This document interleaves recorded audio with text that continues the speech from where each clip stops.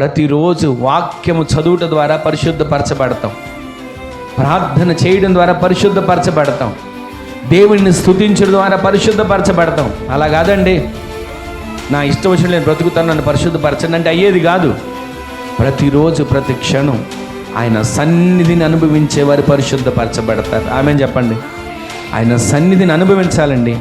ఇక్కడ ఉన్నప్పుడు ఏ రకమైన ఆనందంతో మనం నింపబడుతున్నామో మన ఇంట్లో కూడా అదే ఆనందాన్ని దేవుడు కలుగు చేయనుగాక.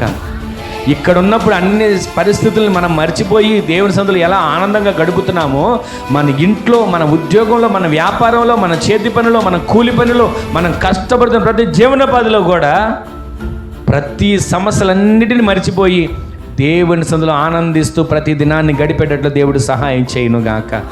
మనము పరిశుద్ధపరచబడాలి అంటే ప్రతిరోజు ఆయన ఆత్మచేత నింపబడాలి, ప్రతిరోజు ఆయన అగ్ని అభిషేకం చేత తడపబడాలి. అయ్యా నన్ను పరిశుద్ధపరచవా, నన్ను పరిశుద్ధపరచవా అని దేవుని సన్నిధిలో వేడుకునే వారిగా దేవుడు మనల్ని నిలబెట్టునుగాక.